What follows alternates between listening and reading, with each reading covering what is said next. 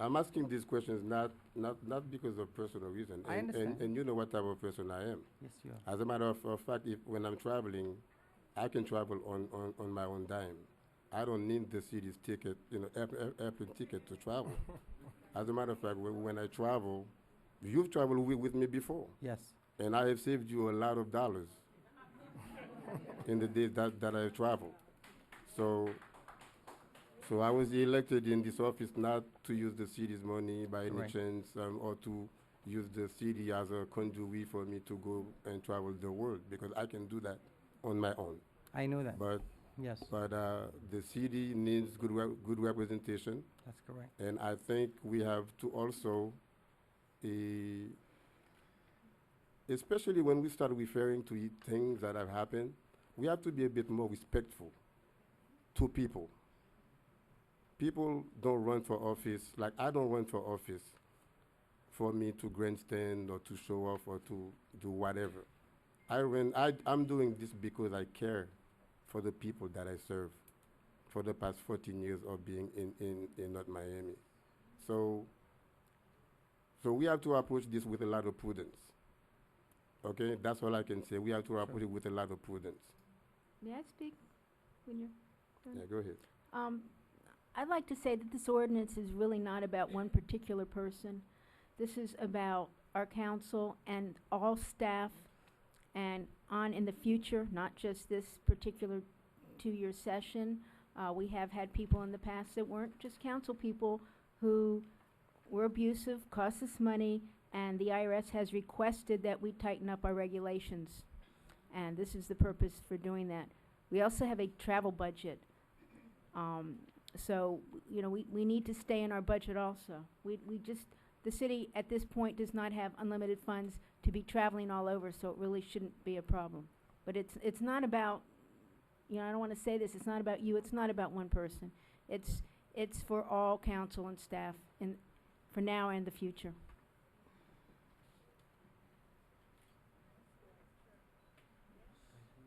Well, like I said,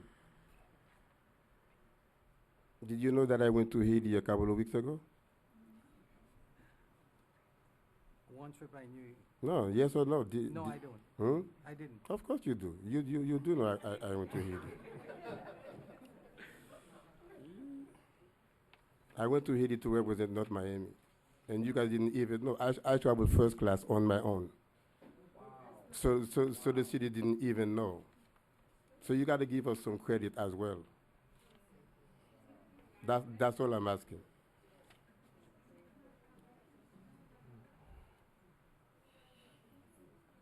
Okay? Any other comment? Move approval Second. with the amendments. Yes, with with the the friendly amendments. amendments suggested by you and by the mayor for Thank the you. US Okay. Conference Can of you Black read the friendly amendment? The friendly amendments I have is, Vice Mayor Keys mentioned she wanted, travel should be limited to coach travel, not first class. And Oh, the it's I it's believe in that- the I Florida believe that's in statute. the We don't have statute. It's to in add the that. statute. We're good. It's already there. All right, I just That was wanted just- to clarify, she It's in the said that.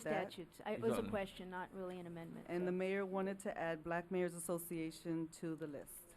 And the two that I mentioned, which is the U.S. Conference of Mayors U.S. Conference of Mayors. and International City and County Managers Association. Okay. Another. Oh, sorry. Okay, with that said, with the amendments, I have a motion made by Councilman Galvin, seconded by Vice Mayor Keys. All in favor, say aye. Aye. All opposed, say nay. Item passes 5-0. Tab G, proposed resolution of the mayor and the city council of the city of North Miami, Florida, authorizing the city administration to develop procedures and practices to support future public-private partnerships consistent with section 287.05712, Florida Statute 2014, and to further conduct a feasibility study to assess the potential costs and benefits of implementing such partnerships for the city's downtown district, providing for an effective date and for all other purposes. Which one was it? Are we at J? G. G. Tab G.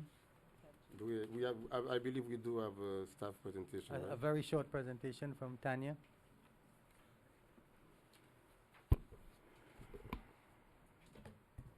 Thank you again, Tanya Wilson-Chijor with Community Planning and Development. Just to provide some background on this item is actually sponsored by the mayor. As outlined in the staff report, we know section 287.05712 of the Florida statute currently allows local governments to enter into public-private partnerships. You'll recall that this mayor and council adopted a concept plan back in November of 2014, and in that concept plan are outlined several strategies for catalyzing development in our downtown district. One of those strategies outlined and encouraged the possibility of future public-private partnerships. We know from our analysis we've identified over 400,000 square feet of possible publicly owned surface parking lots or public owned lands that could potentially become sites for future public-private partnerships. However, currently the city doesn't have any procedures or regulations in place to be able to review or oversee or streamline future developers that would come forward and approach the city for possible P3 initiatives. So essentially this resolution would create a safety net, I'd like to say, or guidelines or procedures to be able to provide guidance for future initiatives that may come forward and allow for partnerships between the public sector, the city, and private potential developers. So it's twofold actually, not just with the procedures, but the second half of the recommendation is to allow the city to be able to retain a consultant to look at a feasibility study to determine the costs versus benefits of any future potential public-private partnerships that may come our way. If the council has any questions at this time, I can entertain it. I have a question. Go if ahead. we- My question is that you want to conduct a feasibility study. My question is, who's conducting it and how much is it going to cost us? And if it is going to cost us, where are the funds to do the study? Okay, well, currently we don't have any quotes, because certainly the first tier is to solicit endorsement and support from the council. And in given that direction, then staff would be able to go through the procurement office to go through a official RFP process and definitely bring those pricings back to the council and certainly through the city manager determining funding sources. But this is really the first tier to determine the council's interest in even endorsing a public-private partnership and then assessing the cost. We do recognize that in the future, based on the current Florida statutes provision, any developer could approach the city, and certainly it would behoove North Miami to have a safety net or certain guidelines in place to be able to meet that future demand, and certainly assess whether or not that partnership would be of the benefit to the city and certainly the residents of North Miami. Thank you. Public hearing is now open. Public hearing is open on the item. Item G.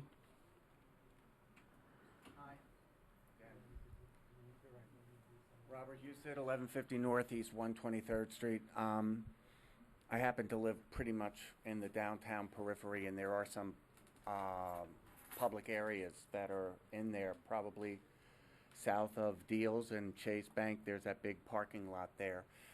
The only thing, my concern as a resident of a downtown development area is what impact it would have on the residents. And it was suggested to me that residents should, if they live in a particular area, have a say on what actually goes on in their neighborhoods. And I've been fighting and advocating for my particular area of North Miami, and it's been an uphill battle to have the residents actually get involved and actually have a say in what goes on in their neighborhoods, in their city. And I think it's important that if the city is going to adopt a resolution, that the residents actually are aware of what's going on in their neighborhoods. And it doesn't matter whether you live on the east side or the west side, but residents need to be involved. And one of the best ways that residents can be involved is to be informed. And not everybody has the same access to the website, but it would be really nice if the city of North Miami did have an outreach in those neighborhoods when a particular project is going to take place. It seems like things take place without residents even being aware of it taking place. And that goes across the board with anything that the city does. And it should be addressed. It really does need to be addressed, and thank you.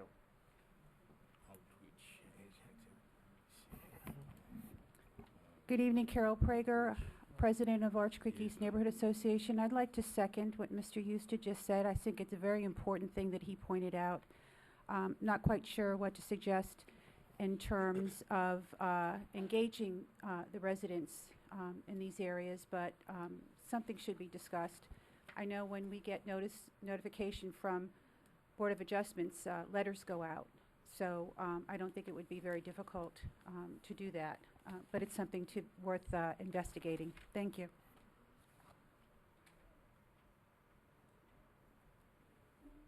Public hearing still open? Public hearing is now closed. Mr. Mayor, Go ahead. just for clarification, this is just setting procedures and standards. This isn't approving any specific agreements. This is just setting the ground rules by which somebody in the future might come back to us and ask for approval on some sort of an agreement. Yeah, that's correct. Actually, as Tanya said, presently the city does not have any guidelines for P3s or P3 types projects. These are the sort of cutting edge delivery or project delivery methods that cities have been using. Miami Gardens has recently built their police station through this process. And other cities are actually getting involved with public-private partnerships, as they're called. Presently, North Miami has none or no guidelines for such method or for such project delivery method. So what it is basically setting out the guidelines and giving us approval to set the standards for the city to adopt, P3 projects. Any other comment? I would make a motion to approve this resolution with an amendment that no money be spent on the feasibility study till the costs are brought back to the council.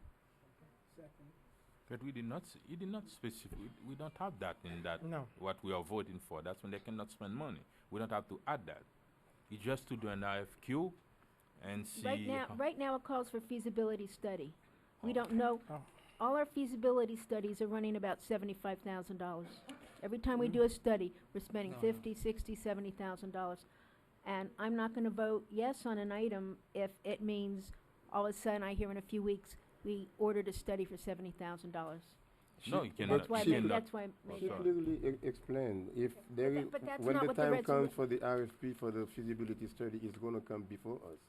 This is Our- not, you are not giving an okay for any feasibility study to But to the be resolution done. says that we are going to conduct a feasibility study, which means we are going ahead with the study, no matter what it costs. No, it's gonna come before us, Vice Mayor. That doesn't say that. That's why I would like to change the language. You have that language? What would you like it to say? Can you make the amendment? Can we make the amendment? I made the amendment.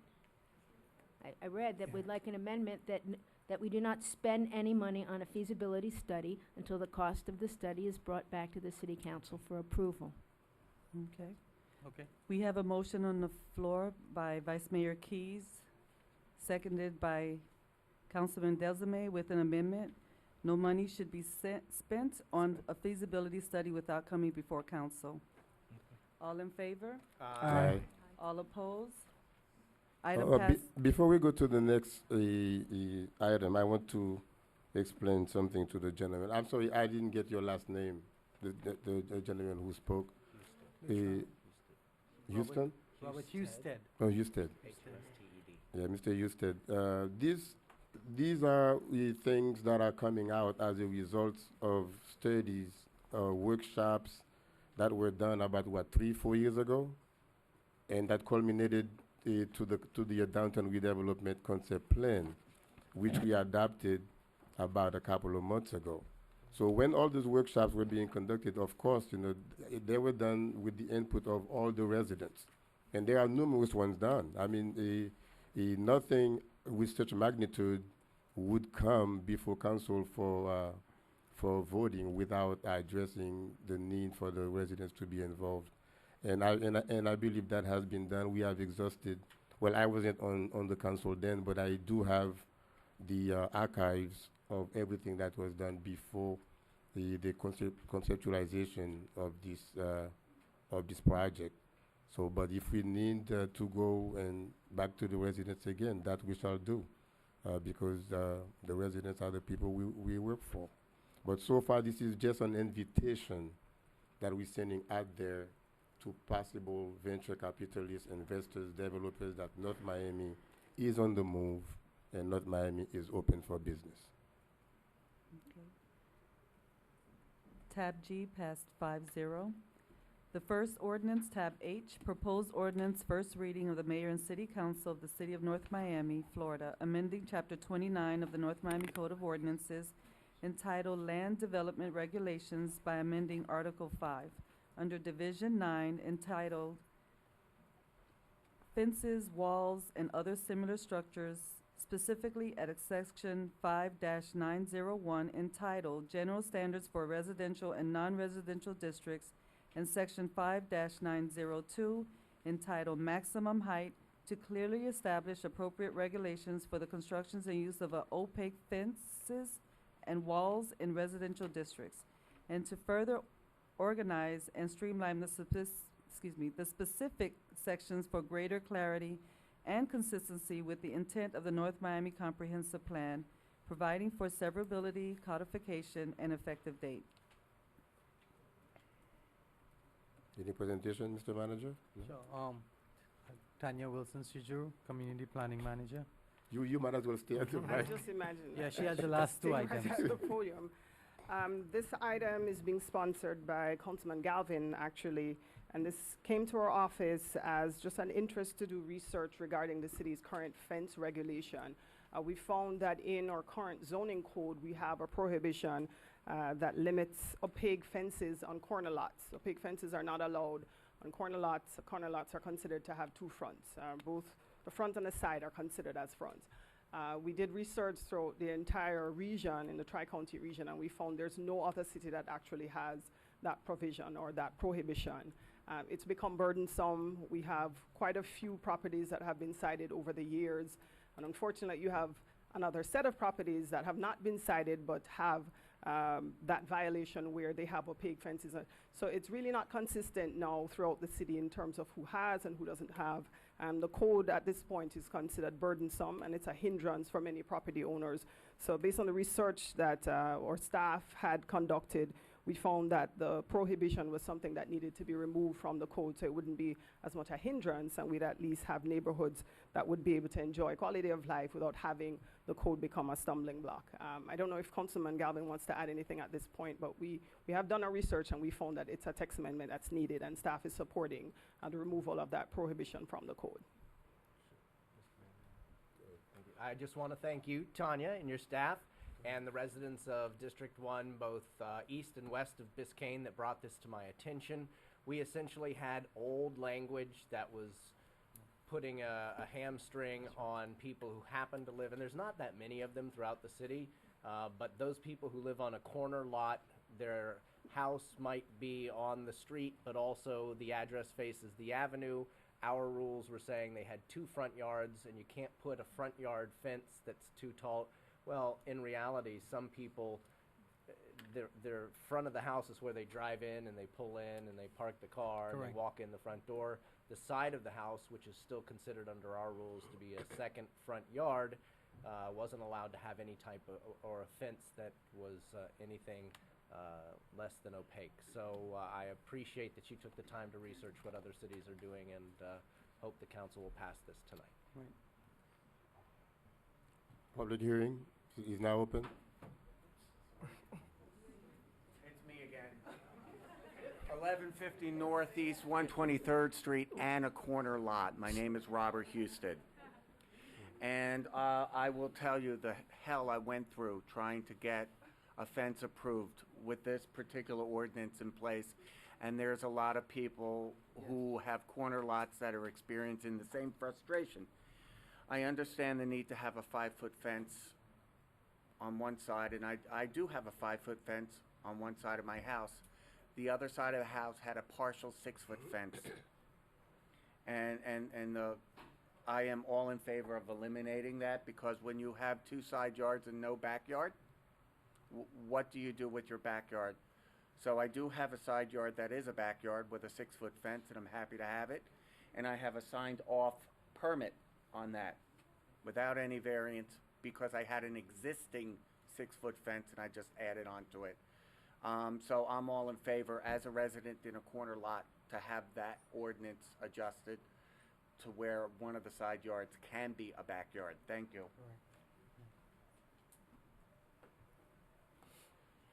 Hi there, Sarah McDevitt, 14490 Northeast 10th Avenue.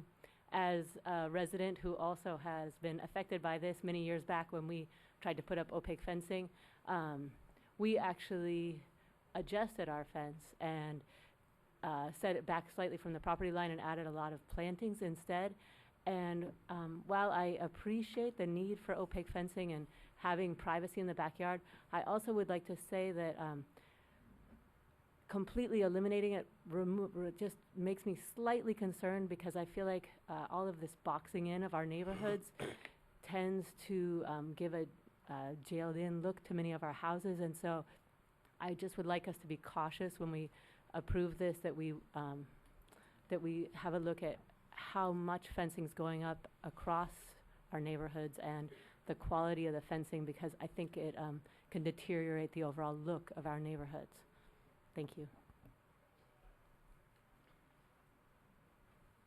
Public hearing still open. Public hearing is now closed.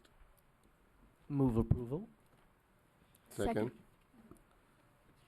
You got 2 seconds. Okay, I need 1 second. Pick one. Pick one. Okay, I have a motion made by Councilman Galvin and seconded by, I'll let the mayor Vice Mayor. second it. okay, thank you. Just choose one, Stephanie. Be a leader. Councilwoman Keys. Item, all in favor? Aye. Oh, I'm sorry, this is an ordinance, so we Let's have to roll, do a yes. roll call. Yeah. Okay, Mayor Joseph, Yes? Councilman Galvin, Yes. Vice Mayor Keys, Yes, Councilman Bieneme, Yes. and Councilman Desome. Yes. Item passes 5-0. Tab I.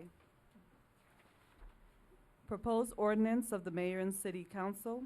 This is the first reading of, proposed ordinance, first reading of the mayor and city council of the city of North Miami, Florida, amending chapter 5 of the city of North Miami Code of Ordinances entitled Building Standards and Regulations to create a new article entitled Residential Rental License Programs, requiring a residential rental license for rental of properties located in the city's residential zoning districts, providing for a residential rental license application and fee, providing for residential fee regulations and inspections, providing for severability, codification, and an effective date.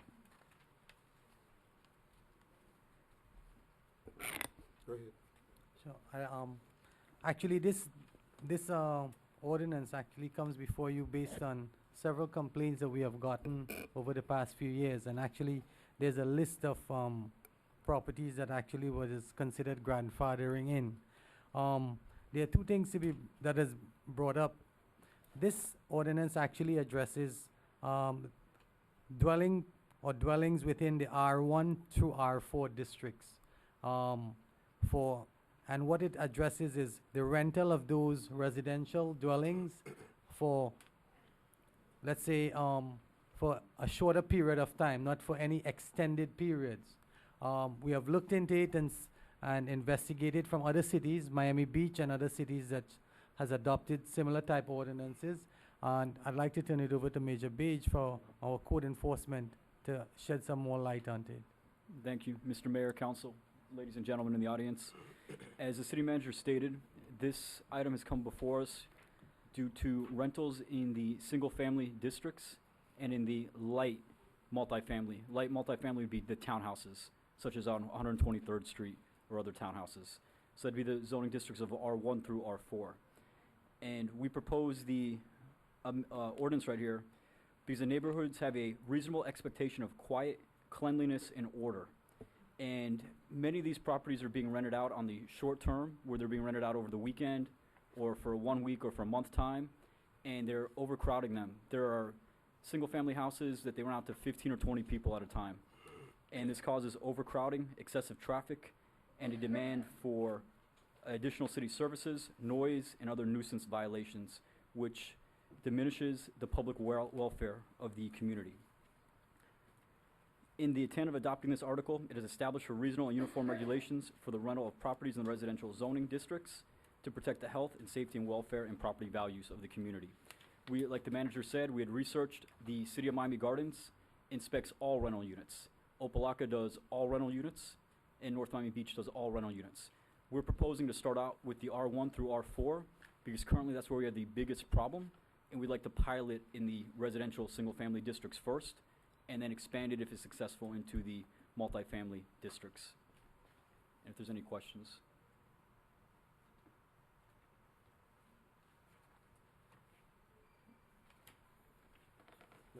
Public hearing is open.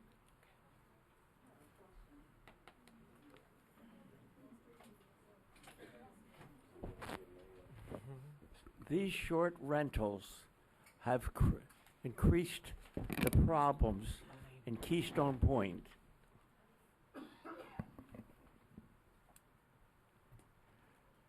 And my people in Keystone have asked me, please see if you can stop the rentals. So I would appreciate if the council would stop these short rentals. Thank you. Judy Brown, 1100 Northwest 120 Terrace. I understand the problem of the short rentals, but there's also a problem of the residential areas as well. I feel that I heard what he said, that you're going to start with the short rentals and then move on to the next phase. However, I think that all of it should be at one time. I know it may be taxing, but certainly the homeowners, especially where I live, have suffered for years under people that are renting houses, and they really don't care for the property at all. So I feel like the residential area should be given the same affordability as anybody else as far as this is concerned. Thank you. Ron Rubin, 130, 155 Northeast 6th Avenue. I got a question. In reading this, I don't see where it's distinguished between a short-term rental and 1 year or beyond. I don't see that anywhere in the ordinance. Am I wrong?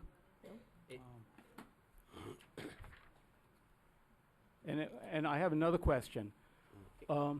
What if is this going to involve mandatory internal inspection of each of these rental dwellings in order for it to obtain an initial license? That's a question. You can speak and we'll answer you afterward. Well, the question depends on whether it's mandatory or not. If it's mandatory, I would like it pointed out what ordinance gives the city inspectors of the city the right to hold a mandatory ordinance, because I don't see it in the city's ordinances. It's also not in the state or federal statutes to allow for a mandatory internal inspection, because that would require the tenant to give permission. And in what way would the city be able to obtain a tenant's permission to enter a dwelling if they don't want to allow that? Another issue that I see with this is, as an ongoing rental for the initial period, I have a tenant now. It's a single-family, two-story house. I have a tenant. Great tenant, pays their rent, doesn't break things, doesn't destroy the property. They want to continue. Am I going to be required to try to get them to let the city inside to see if I put in fire extinguishers on each floor, or to see if I've hardwired a smoke detector? And another issue is, if there's not 2 parking spaces for that single-family dwelling that's on the property and not on the street, how will the city address that? Because that's within the guidelines of what's being added to the ordinance, because that doesn't exist. That, I don't believe that currently exists. The parking standard, the fire extinguisher, smoke detector, and I got another question.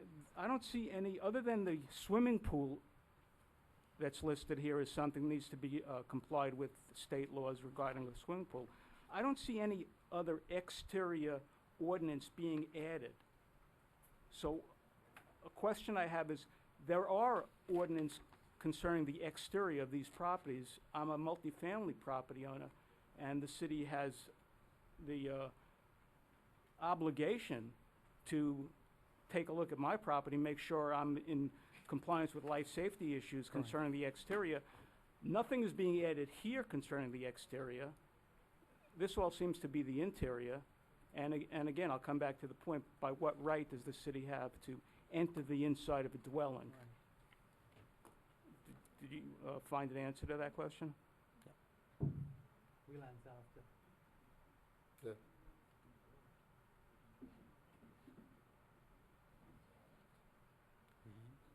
We'll answer your questions after, sir. Okay, I mean, I could help. There's an ordinance called Inspection of Dwellings, 5-14 in the city ordinances, and it's a revised ordinance that was adopted back in October, but it's still not in the Muni Code as of the last time I looked. I don't understand why it's taking that long to get there. It says the city shall be authorized to make inspections. And then there's a bunch of words. It drops down to only upon the prior consent of the lawful occupant or the person having the legal right of possession, or in accordance with the provision of this section as otherwise authorized by law. In other words, the city's ordinance states that you can't go inside. So those are my questions.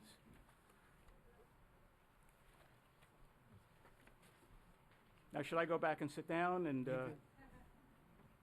It's 2 minutes. Well, Madam Attorney, can you please opine on his questions? Absolutely, Mr. Mayor. With respect to the inspection, so if you read section 5-44 of the proposed ordinance, it says initial and routine compliance inspections of residential rental units. Sub A, an inspection of the residential dwelling unit for compliance with this chapter is required prior to issuance of an initial residential rental license. If violations are found, all violations must be corrected and the dwelling unit must be re-inspected prior to issuance of the residential rental license. So is that then the answer is there's a mandatory internal inspection prior to the initial license? Is that then Mr. what I Mayor? understand? Go ahead, go ahead. So prior to the giving of a residential rental license, an inspection is required. Okay, then my question is, by what right do you have, this ordinance doesn't give you the right to enter a dwelling, it just states that it's a Well- requirement. Well, we cannot continue like this, so we have to decide. I mean, you've already answered his questions. So That if is you correct, have, Mr. Mayor. But that So doesn't what do you address the recommend legal at right. this point, Madam Attorney? If he has, if the gentleman has further questions, where should he make an appointment with you, in your office, or the manager, or code enforcement, whomever? He can Well- certainly speak to the manager with respect to any concerns he has about any issues. Okay. That wasn't an answer to the question. The question was, by what legal right do you have to enter a dwelling? Okay. Mr. Mayor, may I jump in? Yes. Madam City Attorney, we don't have a right to come in without the owner's permission, am I correct? Correct. So what happens is if the owner wants a license, then the owner has to allow for an inspection. Wait, If the but owner how- does not want a license, then the owner will not allow the city to inspect. And I How think, does the Mr. owner Mr. compel Rubin, a if I might, tenant? I Yeah. think you rent apartments on Northeast Sixth That's Avenue. correct, that's correct. Our short-term rules are defined elsewhere as 3 months or less. Are any of your apartments being rented for 3 So months? this is 3 months Are or less? 3 months or less, short-term rental. It doesn't say that It in says here. it in other parts of the code, so 3 months or less. So if you're renting for 6 months, 4 months, 1 year or more, this does not apply to your units. Okay, Okay. well, that would take care of So my your- issue Your with it. questions are answered. But it doesn't say 3 months or less. It in does here. elsewhere.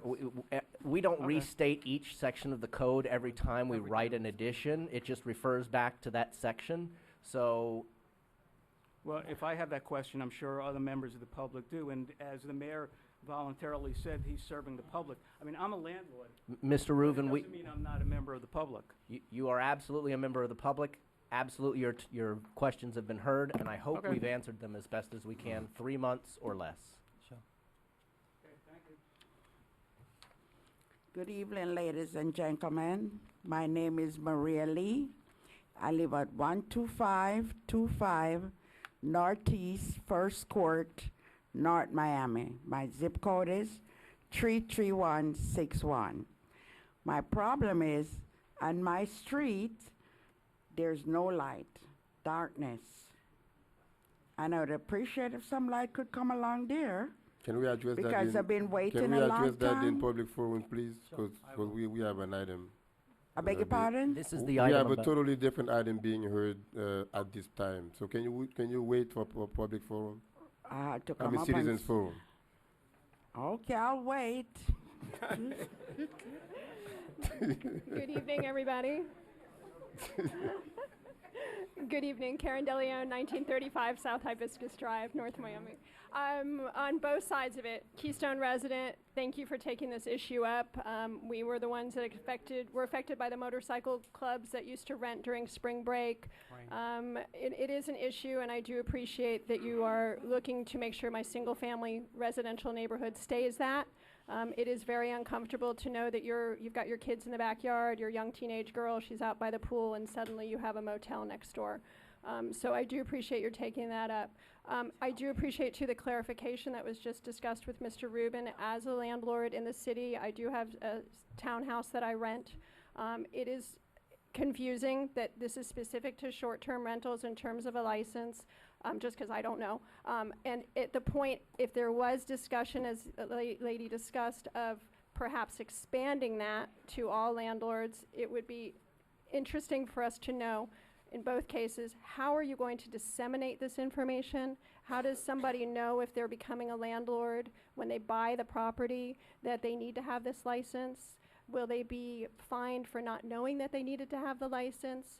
So like if I'm not paying attention into the near future and you all decide this has worked really well for short-term rentals, now we want to have it for all rentals, I'd like to know how I would know that going forward, as well as the innocent person who buys a house on my street thinking they're going to make it a short-term rental. Right. How will they know it? We can't put the obligation on all realtors per se, or can we? That's pretty much. Well, Thank you. Madam Attorney, besides TV, internet, and the newspaper that we publish those ordinances on, what else? What other avenues that we would use for the public to know? Well, I believe that code enforcement tries to disseminate information through flyers when there are changes with respect to different codes that impact the residents. We have workshops sometimes with respect to those issues as well. So it's also incumbent upon the general public to do their due diligence and follow up with the And inquire city. with the city. I can assure Mrs. De Leon that if this comes to, we don't have the resource to address long-term rentals. Honestly, we don't have enough code, police, et cetera, to go into every unit across the city. But if it ever comes up for discussion, hand to God, it'll be on my website, you'll get an email from me, and obviously every multifamily landlord across the city will be buzzing when this comes, if it were to ever come up. But Right. And just to add to that, similarly, what happens is, if you change a residence and you actually have to change your water meter, there's a little package so that when you come to change your actual water meter account, it will also be included in that package. Similarly to what we do with the BTRs, administratively, all of that is handled. So it will go out, because if you buy a new property, you will have to come in to change the service. So at that point, you will get something in that little package. When you change the service, it will go out to you. So you will be informed about it. Is there anywhere along the line when someone's investigating purchasing a property, be it that they're looking up code violations or they have the re-inspection to see there's only one kitchen, is there any way we can help the people who unknowingly go in to purchase a property thinking they're going to create an Airbnb out of it? Is there any way we can let them know before they close that this regulation exists in the city? I just think of one of the reasons that I think a lot of the people ended up grandfathered in was because we didn't want to see their homes go into foreclosure because suddenly they couldn't run the business they were planning. So I'm just wondering if there's any preemptive strikes that we can do that educate people that go to purchase. Right. I mean, to say to have we have a crystal ball to address. Originally a house was built at a 3-bedroom. What is happening right now? Some of the properties are being posted on the internet as 5 bedrooms and 6 bedrooms. Now, does that warrant the city coming in to do an inspection? No. With this ordinance, if you want to have a short-term rental, it will address it. Your property was built according to code for 3 bedrooms occupancy. If you have a 5-bedroom structure and you're putting it out there for rental, we will come out to inspect when you come to pull this license or when you come to do this application. Oh, that's good. Yeah. Okay. Thank you. Good evening, Annie Montgomery, 2082 Laurel Lane. I think this ordinance needs to get redone. I think it is not addressing short-term rentals. It's addressing renting homes, single-family homes. That's what it's addressing. It's not addressing short-term rentals. It needs to be rewritten. It is wrong. We have some grandfathered in 5, I think, is left of grandfathered in. We need to do something about those, and we need to get back to a single-family residential neighborhood. As realtors, we have to put on our signs on homes, single-family only. That's an ordinance. We have to put that on our real estate signs. But then we have homes advertised that they'll sleep 20. So the ordinance needs to get rewritten. I'm sorry. Thank you. Mr. Mayor, before Mrs. Montgomery leaves the microphone, can you please suggest, while we're here under first reading tonight, so we don't have to push this back, we need to address this right now. What suggestions, what changes should we make right now? You're putting me on the spot, but Absolutely. I can make suggestions at another later. But it means delaying the item, and this needs to be addressed now. If we're addressing short-term rentals, because this is not addressing short-term rentals. Wait, when you say it's not addressing short-term rentals, it's in addressing what way? residential license to get a license to rent a single-family home, a residential. For 3 It months does- or less. It doesn't short say terms. 3 months or less. It doesn't. Okay, Madam City Attorney, there's number 1. Make sure we add that says language, 3 short-term months rental. or less. I'm not gonna, Mr. did- Mayor, I I'm didn't sorry, read I'm the gonna be whole thing. demanding. Okay. I've heard my district and other districts Right. loud and clear. Okay. Those I know people who you are have. renting their homes illegally for party homes and making Correct. tons of money. Scott, there was we one on my can't- street. Right, 20 right. it's So sleep- we're, sleeps we're 20. going to stop them Okay. starting tonight on This first ordinance reading. is not gonna We're gonna do it. start, no, because it is. We're gonna walk out of here making any changes No, we need. make the Because if we changes, please. postpone it, then we're gonna postpone, and we've got a summer break coming up. If we don't get first reading tonight, we don't get second reading in 2 weeks. understand. If we do first reading in 2 weeks, that means second reading comes after the summer is over. If you wanna listen to every one of our neighbors screaming and yelling about this until September, then let's just do nothing tonight. Well, that isn't what I'm Instead, saying. let's do I'm something. saying if you're going to do something, do it right. Because Okay. this is not addressing short-term rentals. Okay. It is really not. I can't give you the words right now, but your attorney, our attorney is sitting right there, and ask her how we address short-term rentals. That's the big question. Thank you. Let me play referee here. Why don't we just continue with public hearing, and then thereafter, what you will do is you can amend. Correct. You can make the amendment to fit, what she just said. Thank you, counsel. Thank you, staff. My name is Gail Kornblum. My address is 12785 Maple Road. I live across the street from a short-term rental, and I think that it has been a missed opportunity for a very long time for the city not to be collecting fees for a business license. These are businesses. They have professional cleaning crews that come in. The houses turn over every single week for over $3,000 a week in rent. There are very often many more than 20 people in residence in these homes.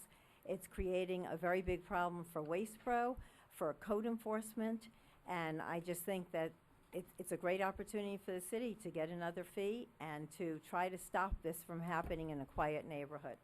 Another thing I would like to bring up, I have had conversations with Major Beige, and he is right on target about informing new residents about what happens when they come into the city. We have some new residents on our streets. They don't know a recycle bin from a regular trash bin. They don't know collection days. They don't know any of the code rules about having proper addresses outside. And Major Beige has shared some of the print material they're trying to put together, and I hope that there is money in the budget for new residents, whether they're renters or owners, when they come into City Hall to open Correct. a water account, that they get a proper package so they are informed. Correct. Thank you. Public hearing still open? Hi, Alita Rosenfeld, Keystone Point. Let me just start by saying that, as usual, Major Beige has his ear to the ground. He knows what the residents want, he listens to it, and he tries his best to write things or to propose things that will satisfy problems in the neighborhoods he governs. He's exemplary. As to this particular ordinance, it probably doesn't go far enough as to what the residents want. The 3 months, I would suggest you would think 3 to 6 month rentals need to be addressed. Perhaps don't rent in residential neighborhoods for less than 6 months. I think anything less than that, if you want to be specific, it does become more of a turnover home, more of a party home. 6 months probably at the minimum would indicate somebody with some longevity or desire to be a resident, a participating resident of the neighborhood. So perhaps that's a specific, Councilman Galvin, that you were looking for as to amending this proposal. Other than that, I'm not an attorney and I don't know what's best to keep these party homes out of residential areas, but I think it's an excellent start to have Major Beige do inspections and start to promote licenses on a small scale, and then you can see what's needed in 6 months or so in order to widen this and make it a better proposal. But I think it's a great starting place. Thanks. Hi, Mayor and Council. Ilana Brony-Burdick, 13502 Northeast 24th Place. Also co-owner of the Chart House Apartments. When I first came down here, my mother gave me what to do and how to do it, and she said, do not rent for anything less than 6 months, because then we're going to have to pay a hotel tax. Right? Now, I'm not hearing anything about your short term. You need to define it. And are we missing something by not collecting a hotel tax? I've had people come to me to rent for less than a year. I won't do it. I don't want any more paperwork. I give a good property. It's neat, it's clean, as code will tell you. So what's happening with this hotel tax now? That's nowhere mentioned, guys. Thanks. Hi, I'm Laura Hill. I live at 13075 Griffin Boulevard. I'm a little confused because I was here a few months ago when we were looking at pictures of roofs falling off down on residents in these multifamily apartment complexes. I remember seeing unlivable conditions, and now I'm seeing another ordinance that we're expected to have code go inspecting these short-term rentals when we can't even get these large-scale apartment complex inspected more than once a year, if that. So my suggestion is that if we're going to expand the workload of code enforcement, which this would do, and it may be necessary, we also expand the budget of code enforcement so that we can actually take this from being a piece of paper and into reality. So we need to pay for it if we're going to present it. Good evening. Marlo Courtney, Magnolia Drive. First of all, I would just like to state that I'm in the development business in Miami Beach and have also chaired the planning board of Miami Beach. And I'm here to speak about the problem that many people are experiencing now in terms of short-term rentals. I am the victim of being right next door to an owner who is in the process and continues to rent out the property, not just for short-term rentals, but also for music videos and other things that take place in that house that are very scary. And all the items that the mayor pointed out, this is certainly a public safety issue. There are definitely problems that take place. My neighbors I see are very nervous. There are a lot of elderly neighbors that I have on Magnolia Drive. It is a problem, and I certainly do commend the mayor and his staff for doing what they can do, but I think that stronger ordinances are needed, and certainly greater fines, because the owners of these homes that are renting them out on short-term basis and getting $700,000-800,000 a day, these small fines are quite meaningless. So hopefully the companion item that I believe you have coming up, you will be addressing that and actually put some teeth into these ordinances. Thank you very much.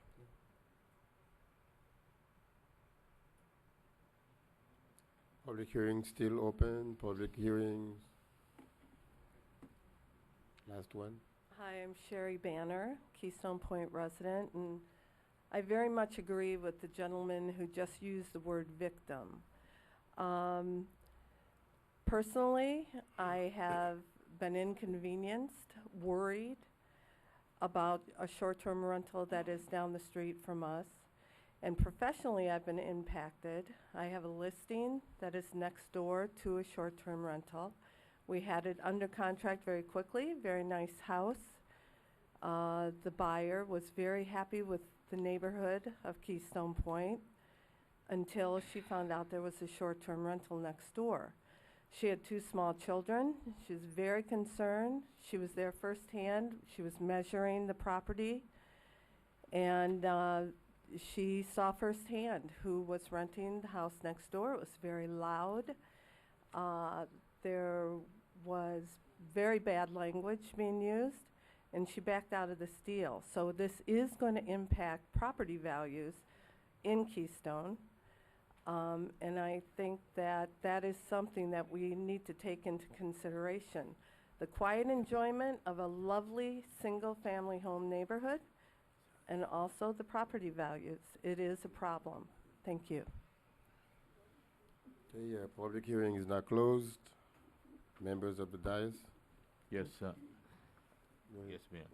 And when I read the ordinance, I don't see anywhere it said short-term rental. I think the amendment, in order for me to vote for this, and anyway, it said rental residential, we need to add the language of short-term rental residential in order to address that, because the ordinance, the way it is, it's like every residential rental. If you add that on every language that said residential rental, and I would be okay with it.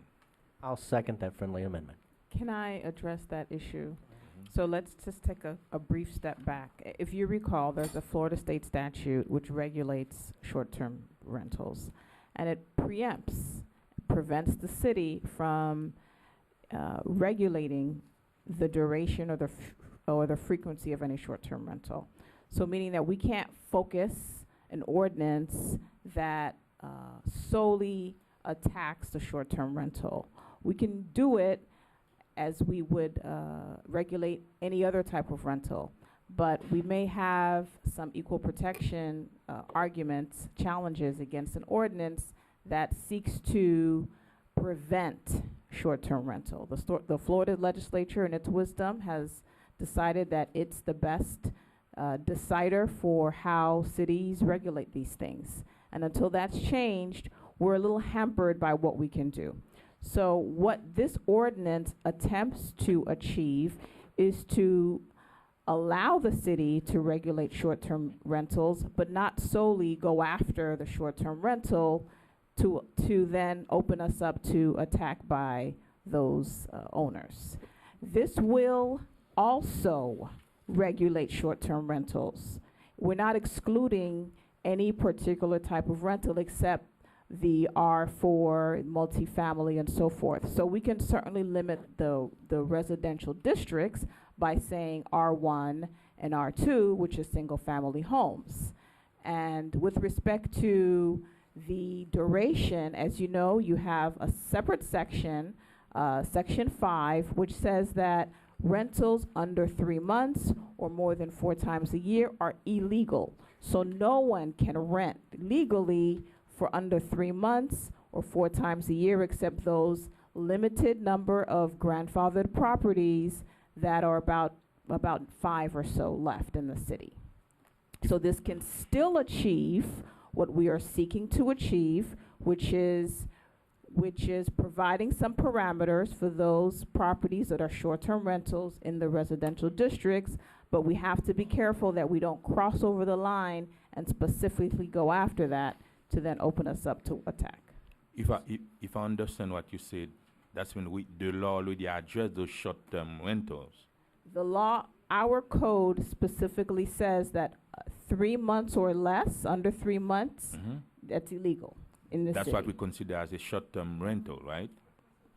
Well, let's not use the word short-term rental because people can say 6 months or 4 months is a short-term rental. So let's just talk about the specific duration.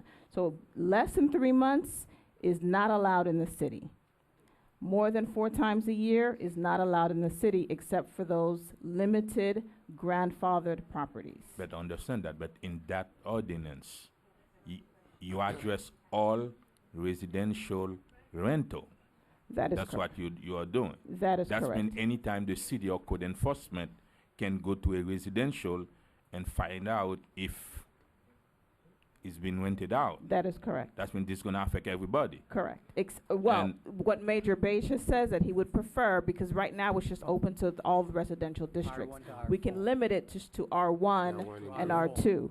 You need to include the townhouses. Okay, and R1 to R4. okay, so that's fine. We can limit it to R1, R2, and R4. So what about you? R1 or 2 and sorry, go ahead. No, go ahead. R1 or 2 and 4 are not R- including any single family home. R1 and R2, yes. R1 Does and not. R2 are singles. Yes, They are included? they are, yes, they are single But that's what- family. Okay, why someone want to rent a single family home to have a license?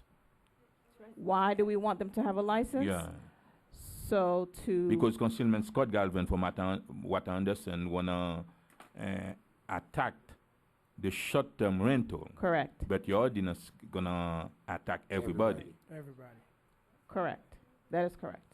Okay, that's what but he said short-term. But that will include short-term. No, This will but you say include what- everybody. When you say Right. everybody, even for 1 month, for a week, Yes, yes, it's yes, everybody. this ordinance will Yes. For a year, it's everybody. Yes. That means the ordinance is for every rental residential in the city. Correct.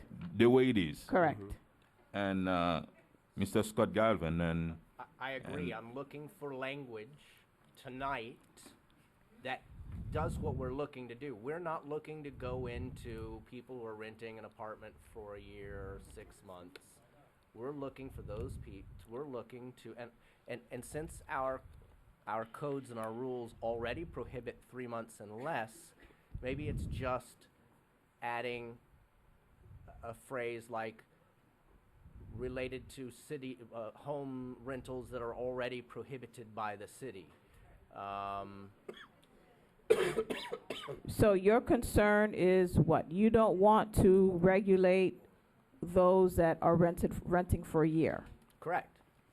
but you already told you Because- you want after short All term. I'm looking to do, this simple. But you address everybody in that one. Yeah, we have people who are renting their homes as party homes for the weekend and for the week.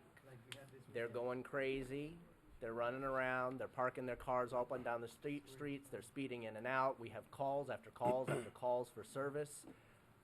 I'm looking to, we already prohibit short-term rentals 3 months or less. Correct. So if there's a way to tailor this tonight so that it addresses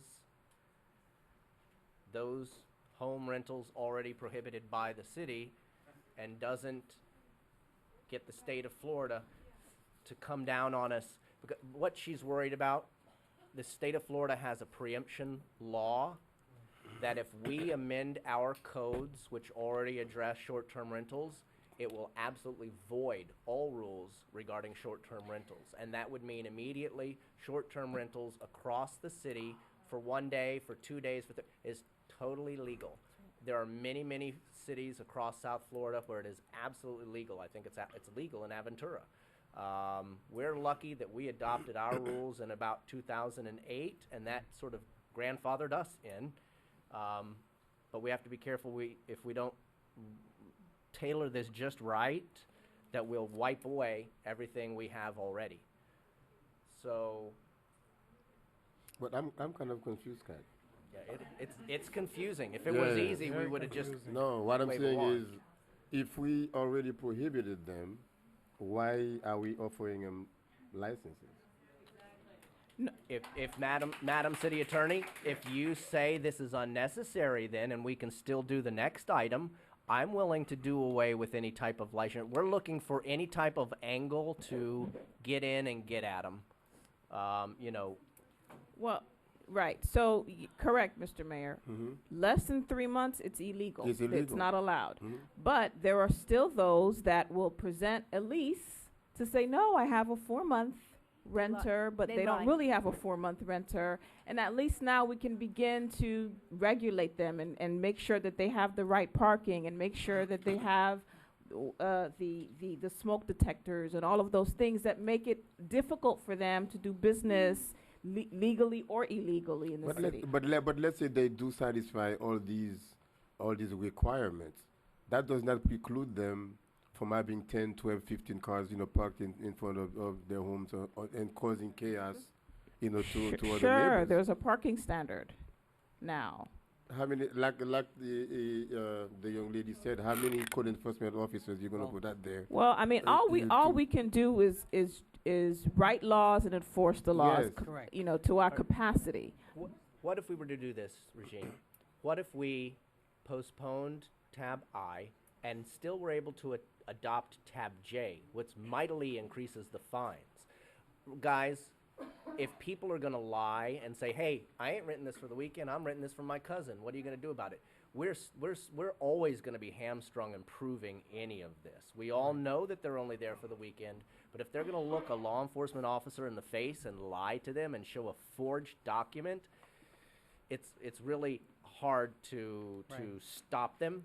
But right now our fines are $250 for a first offense, $500 for a second offense. Yeah. The next item would increase that to $1,000 for a first offense and $2,500 for a second offense per day, with a max of $15,000.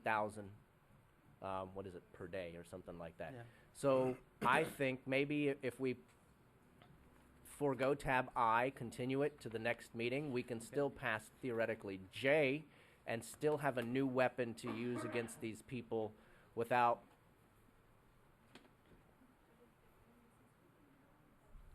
You think? Well, the other thing is that you have, for example, in this section, the advertisement, which Yes, has that's also been an important. issue, right? So here, we're saying that any advertisement, communication, or marketing of residential dwelling units shall be for rental periods of more than 3 months. And Okay. so that's another way what this is just doing is just kind of chipping away and making it difficult for people to do business illegally in the city. And for those who do it legally, that they kind of stick within the parameters. If you make it harder for people to do certain things, and that it will discourage them and maybe go somewhere else where it's completely legal. That's really the idea. I mean, you're not going to but completely eliminate. Rent your home in Aventura. Right, you're not going to completely eliminate it because that's just not possible, but you make it more difficult. That's the goal. Go ahead, Vice Mayor. Okay, I'd like to speak. Yeah, I do have a problem. This is a start. I would want to continue it till we get it right. I think it's a hardship. We've got 20,000 dwellings. Maybe there's a lot of multifamily, but anybody who has a house in North Miami that wants to rent it to a family member or decides they want to move out, save it for a few years till their kids grow up.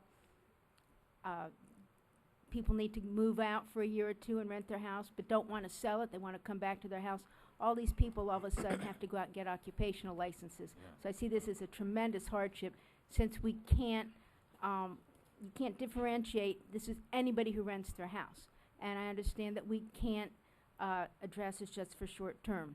The other problem is we just spent months with minimum housing and inspections, and that pretty much fell through because we said we can't do inspections on these properties.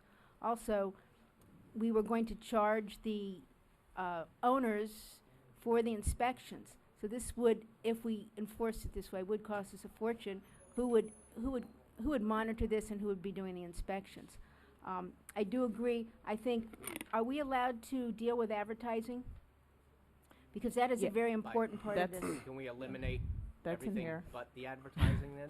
I mean, we can- Clearly, we've written something that now I understand fully can be taken as meaning we're gonna do it across the city for every rental. I don't want anybody walking out of here tonight thinking we've just pulled one over on them and now we're gonna send out some soldiers to start inspecting every building. Even if we wanted to, we don't have those resources. So since we can't and we won't, let's just eliminate that language and just make this on first reading an ordinance that discusses how you can advertise. 3 months or less. Taking out sections.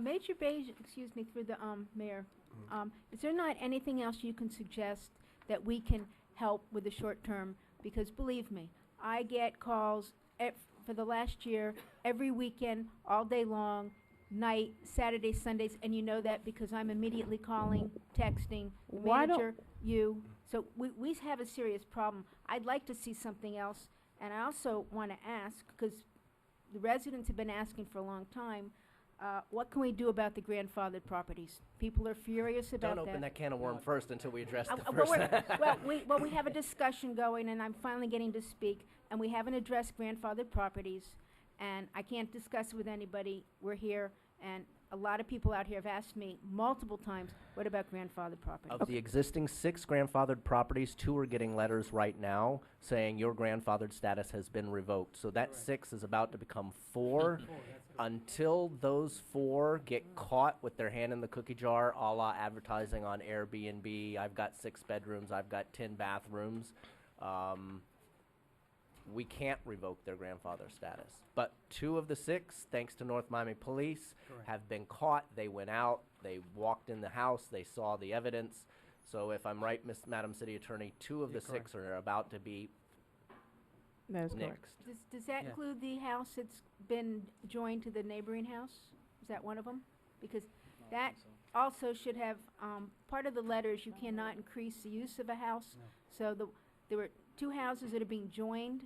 One of the houses was a grandfathered house. That one should also be eliminated from the list, because they have just increased their use. Okay, presently the list is, if I'm allowed to And I read it believe in. that's on Cypress.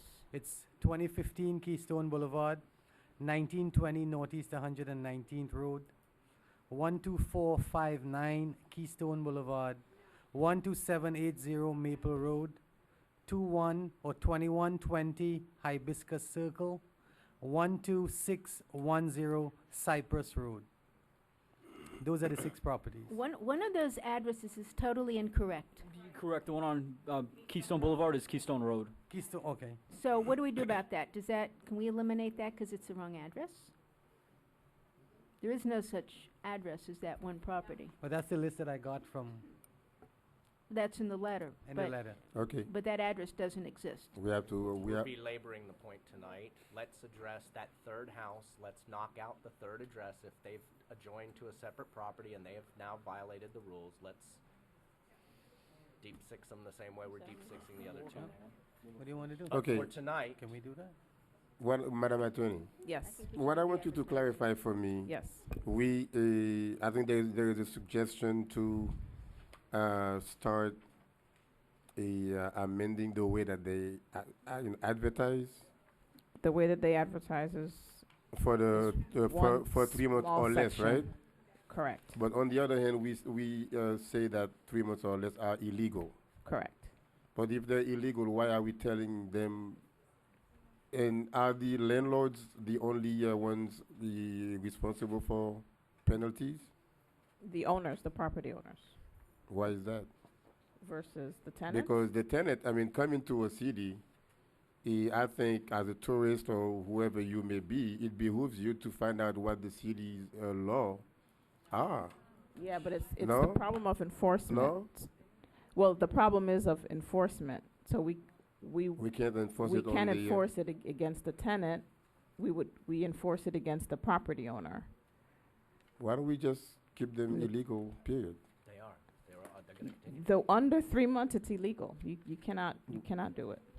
So we just put officers out there and then find them.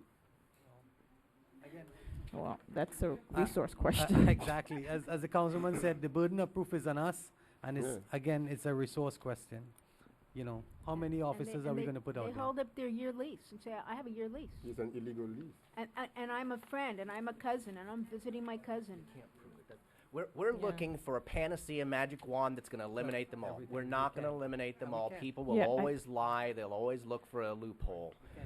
We can just do the best we can to strengthen our rules. So tonight, I really think you limit it to R1 and R2, and I think you start there. And We have problems in our townhouses, serious problems in our townhouses.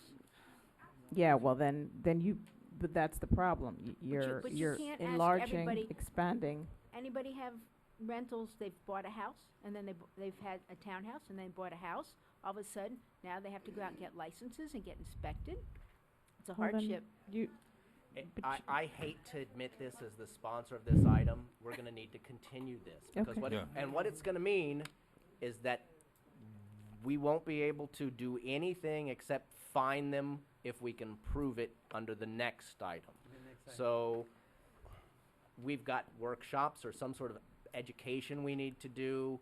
We've got to come up with new language that specifies what we really want to do, especially as it pertains to the advertisement online. And if there's no way that you see that we can tailor this tonight to simply address online advertisement, is there a way that we can eliminate everything except We can do that. We can certainly bring Okay. back for second reading just the advertisement. Okay, so can I make a motion then? No, yeah, just Okay. amend it. Want Sure, to amend right. it so we can come back to the amended version. My motion is going to be to approve on first reading the language that only pertains to advertisement of the short-term rentals. Second that. And Mr. Mayor, can I ask a question to the but right now, if you add that language, it It's will already not in affect. here. Huh? It's already in It's here. in The Okay, here. what language about? is already in But here. it's still gonna affect all residential. Only the short-term rentals. No, it is short term. For With less the, than with the here's advertisement, we address for only no the more fir- than 3 months. no more than 3 months. Okay, it does not affect all No. residential rental. Long Right. term, it wouldn't affect What the about- No long-term long term. rental. But Okay. Madam Attorney, what about the state laws that you referred to? The fact that if we are targeting short-term rentals only, is there a No, because this is just advertisement. We're not impacting the duration or the frequency of the rental itself. It's just how they advertise. How they advertise. So I think this is pretty Okay, can safe. you read the amended version? Okay, I have to approve on first reading on advertisement of short-term rentals. For the next council meeting, I have a motion made by Galvin, seconded by Councilwoman Keys. And since this is an ordinance, I have to do a roll call, Mayor. Councilman Desilme, Yes. Mayor Joseph, Yes. Councilman Galvin, Yes. Vice Mayor Keys, Yes. Councilman Bieneme. Yes. Item passes 5-0 to continue the item to the next meeting. No, it passes 5-0 5-0. to pass on first reading Right. With the amendment. language, the amended language that only addresses the advertisement Advertisement. of the 3 months and fewer rentals. Rentals. So It just eliminates everything else. We're not Okay. continuing all the rest of it right now. We'll figure out how to do that. And it only is passing on first reading the online advertisement. Okay. And the reason I'm trying to get something passed tonight is because we're up against the summer break, and if we don't get something passed first reading tonight, we can't do it second reading, which means it doesn't take effect till September. Okay, now before we go, you sure you want to limit it to online advertisement only? It just says advertising. Okay. Any advertisement. Advertisement. Correct. Hmm? Advertisement. Okay, so I'll strike online. Go ahead. Okay. Tab J, proposed ordinance, first reading of the mayor and city council of the city of North Miami, Florida, amending chapter 21 of the city of North Miami Code of Ordinance entitled Code Compliance by amending Article 2 entitled Code Compliance Procedures at Division 1, entitled Code Compliance Notice of Violation Procedure, specifically at Section 21-20, entitled Fines, Cost to Repair to increase the maximum daily fines for code violations, providing for severability, codification, and effective date.